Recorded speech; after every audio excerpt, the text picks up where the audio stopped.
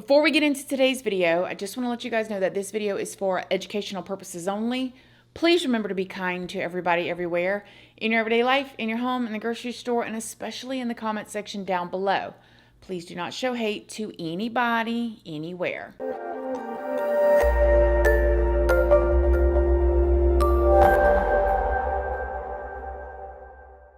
So good morning, good morning, good morning. How is everybody doing today? I hope you all are having an amazing day.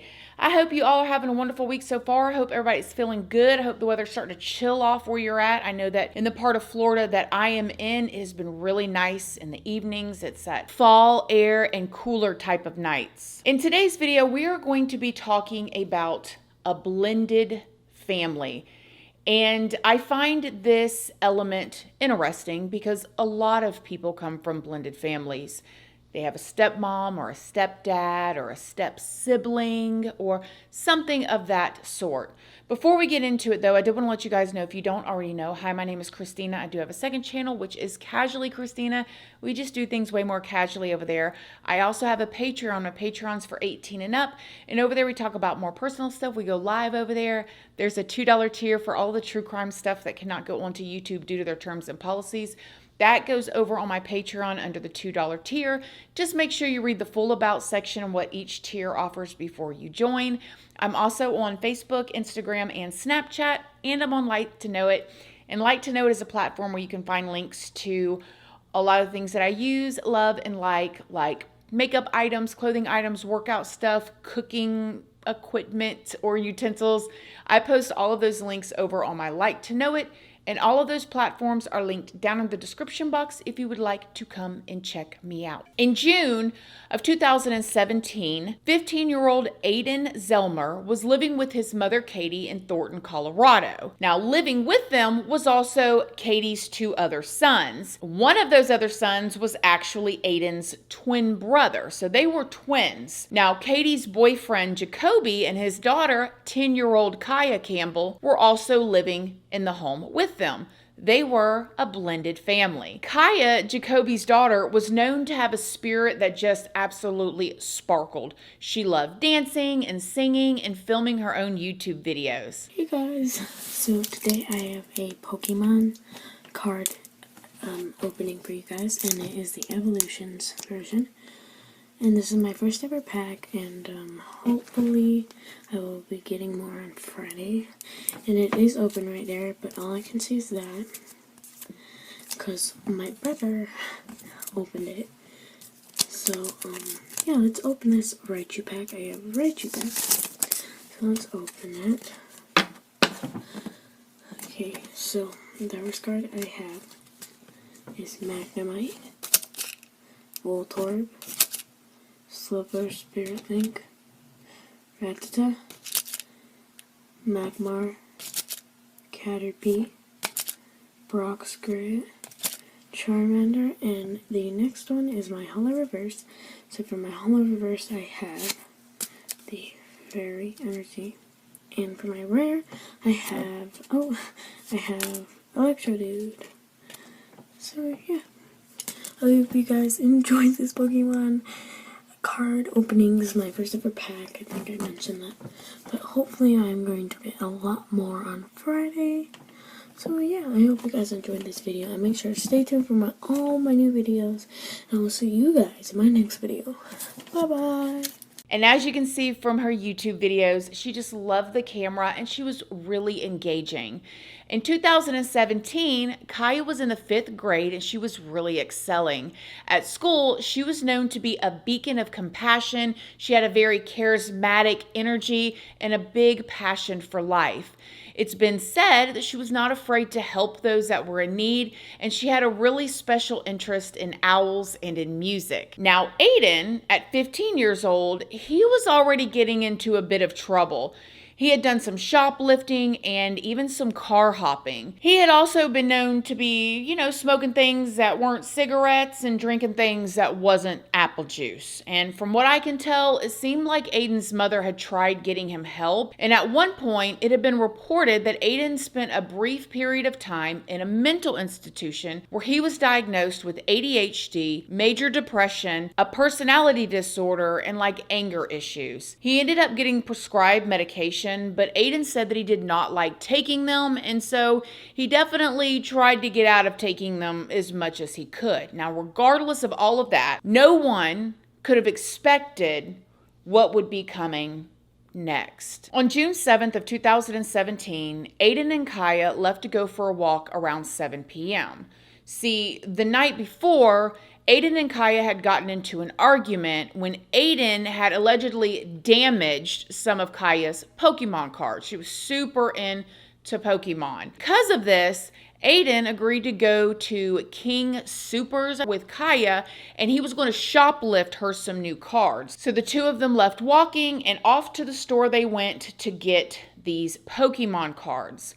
But after 5 hours passed, and Katie, Aidan's mother, realized that Aidan and Kiaya had not come home yet, she got really worried. So she started driving around the neighborhood, and she was looking for Aidan and Kiaya, but she still could not find them. After driving around, calling their names, looking for them, and not being able to find them, at 11:52 p.m., Katie called 911. As officers arrived at the home, Katie greeted them and started telling them what was going on. At the same time, Jacoby pulled up to the house with Aidan in the car with him. Now, while Jacoby was looking, he ended up finding Aidan, but he did not find Kiaya. So he's out there looking too. He sees Aidan, pulls over, Aidan gets in the vehicle with him, and they are not able to find Kiaya. So they come back, and that's where they ended up meeting the police at the house talking to Katie. When an officer went up to Aidan and asked Aidan where Kiaya was, Aidan told the officer that he and Kiaya had gone to King Soopers to try to steal these Pokemon cards for Kiaya, but that he was not able to because the store had actually had the Pokemon cards locked up. Aidan then said that him and Kiaya had got hot, so they came home to grab a backpack and water bottles.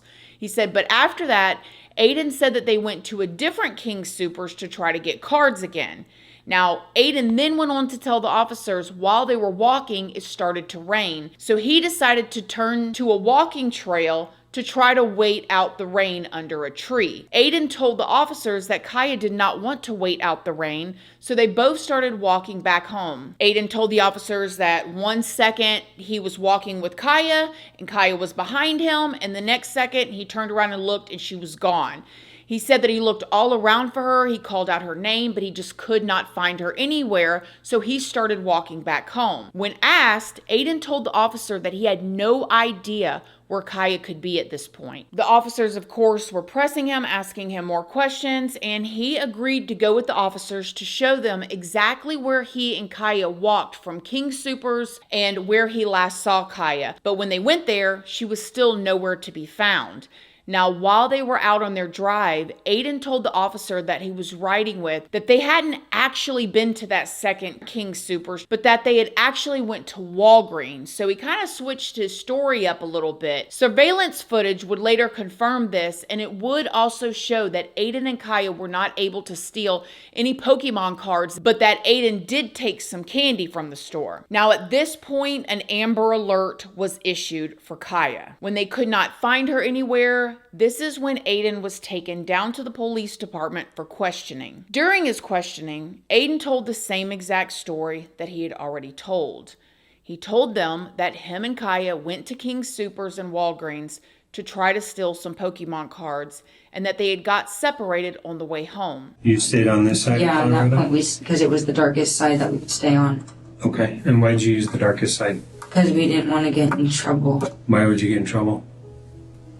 I don't know, to be honest. And she was saying, like, if it doesn't rain within, like, 5 or 6 minutes, I say we get up and start walking home quick so that it does, like, we have a chance to get home before it rains. And then I was thinking it was going to rain a lot, so I was, like, wanting to sit there and hopefully wait it out. Were you upset with her when she was wanting to go home instead of trying to wait out the rain? No. I just thought, like, I just thought we should maybe wait a little bit longer because I just really thought it was going to start pouring and we were just going to get drenched. So when you saw that it was going to rain, why didn't you just go into the Conoco? You would have stayed dry in there, right? I honestly don't know. We started walking and, like, I figured, like, you know, she's right behind me. I just saw her get up and start walking this way with me. Then we get over there and I turn behind me and I just... So why would she not be walking with you anymore? What happened? I don't know. I personally, I don't think I did anything to upset her or make her do that, but I never really know because, you know, I'm sure, like, they've told you how she is. She's a 10-year-old girl. She gets angry over stupid little things. I honestly could have done something that made her mad and not even known it. Were you in an area where she may have slipped and fallen down into a ditch or something like that?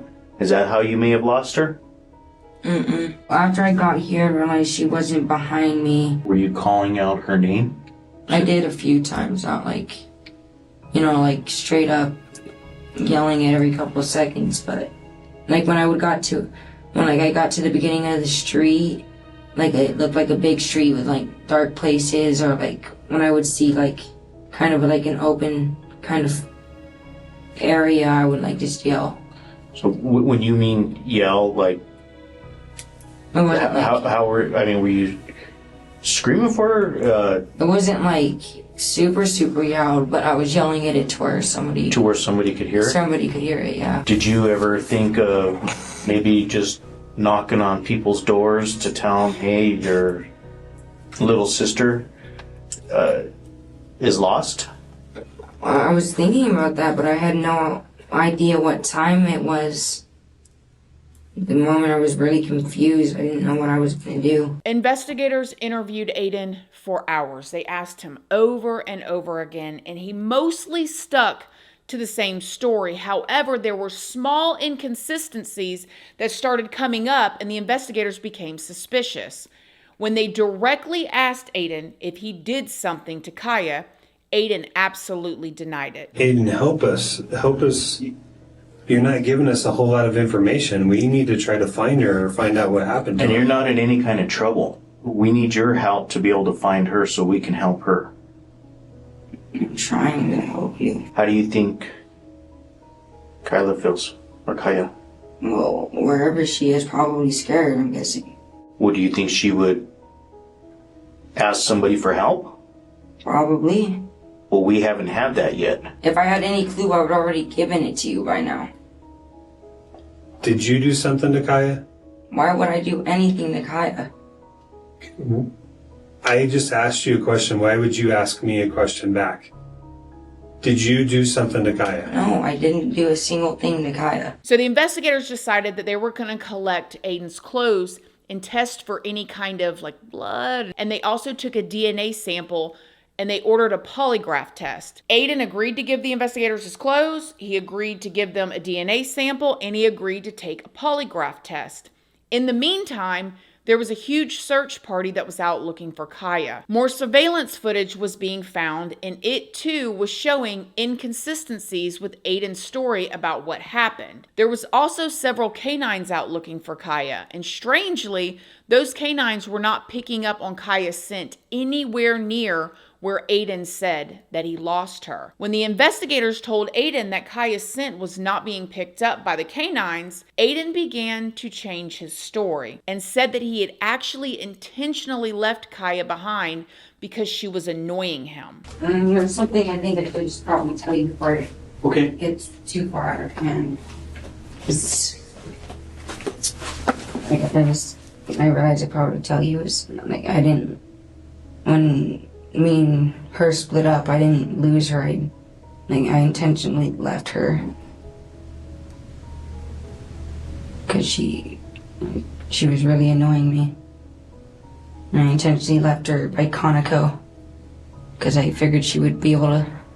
Okay, just hang Conoco. on quick, okay? It wasn't until a man and his family came across a body that officers were finally able to find Kiaya. Sadly, she was deceased. She was found face down mostly with no clothes on, and in an area that was about 1.3 miles away from where Aidan said that he lost sight of her. Yeah, I think the little girl that's missing in Thornton, I think my wife and I and our kids just found her. Okay, are you in contact with her? No, I unfortunately, I think that she's Okay, hold on 1 second. Where exactly is she at? She's face down in kind of a ditch area in a bunch of shrubs, and her underwear are taken off, and it looks like her clothes, or a lot of her clothes are off as well. Now, back at the police station, just before an agent was going to administer Aidan's polygraph test, she got word that Kiaya had been found. She broke the news to Aidan and again asked him if he had anything to do with Kiaya's passing. Listen, we're not going to do the test today because you and I both know you weren't going to pass, okay? Okay? We just found Kiaya's body. What?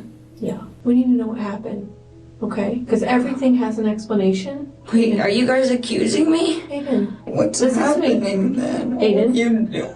Aidan, listen to me. What's happening? Aidan. Aidan. This is a question I need to know. Can you guys Aidan. explain what? Aidan.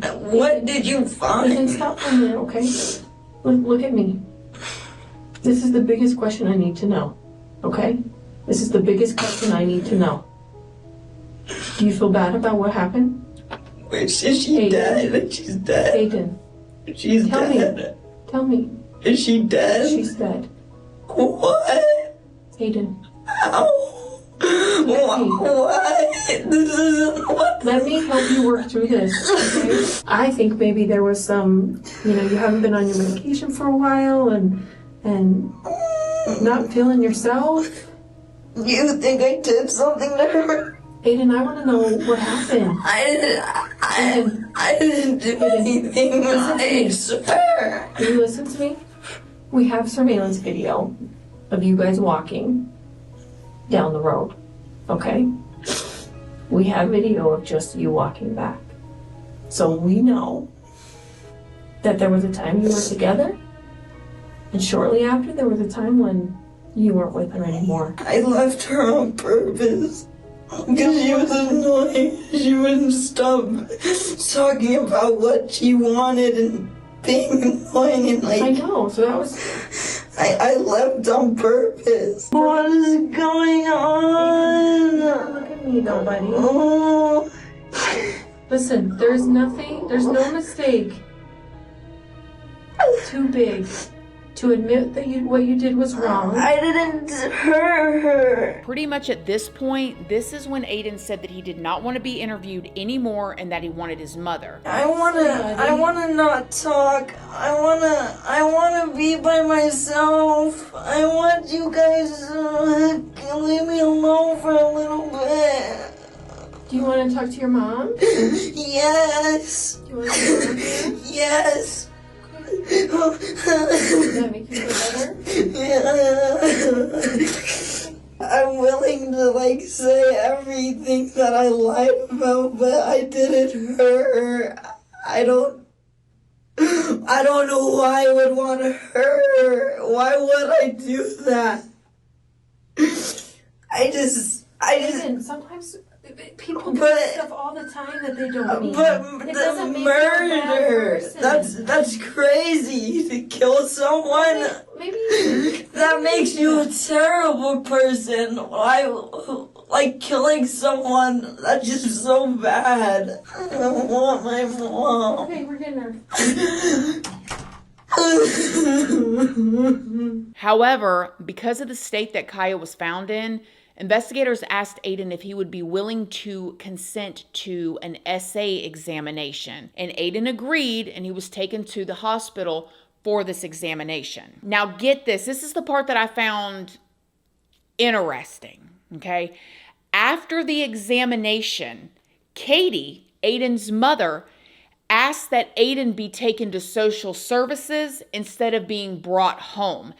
That makes me think right there that she felt that her son could be capable of something. Because typically, if you're thinking this is your son and he was just out with his stepsister and they got split up, and you feel like, I mean, even some mothers or fathers are wrong, right? They believe that their son or their daughter would never do anything, and they're completely wrong. But in this case, after that kit was performed, she didn't want to take him back home with her for some reason, something that she probably knew deep down inside. Now, the next day, Kaya's autopsy was performed. I mean, they did not waste any time. The forensic pathologist determined that Kaya's cause of death was blunt force trauma to the head.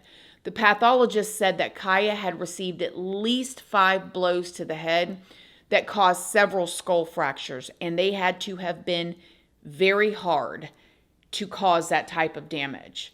Kaya also had bruises all over her body, which led the pathologist to believe that she fought back at whoever her attacker was. Now, the next day after that, Aidan's shoelaces showed that they tested positive for Kaya's blood. A metal fence pole was also found close to the scene. This is believed to be what Aidan used on Kaya. Now, based on that, Aidan was arrested and taken to the juvenile detention center. Aidan still maintained his innocence, though, at this point. However, while he was in the juvenile detention center, he allegedly told another inmate what he had done to Kaya. This inmate then told the way that I understand it is, as long as he didn't have any of those SA charges on his record, he would have the possibility of parole, and he would also have the possibility of a juvenile killers, like early release program. But we'll get to that in just a second. So when he pled guilty, he ended up being sentenced to 40 years with the possibility of parole.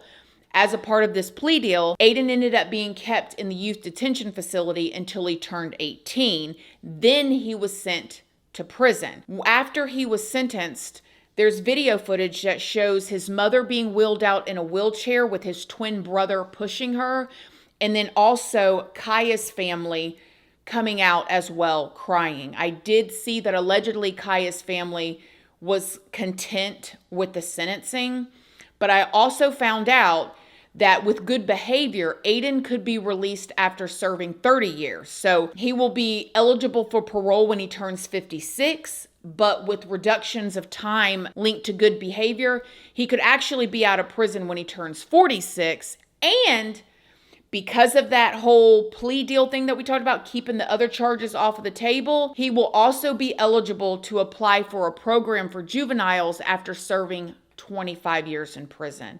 So this is what he looks like now versus when he went in. Because of the age of the two of them, so many details were left out. I did read the arrest report and the details in that, but I have so many questions. His defense attorney actually got up there and cried and said that he should not be kept in prison all these years for a mistake that he made because of mental illness.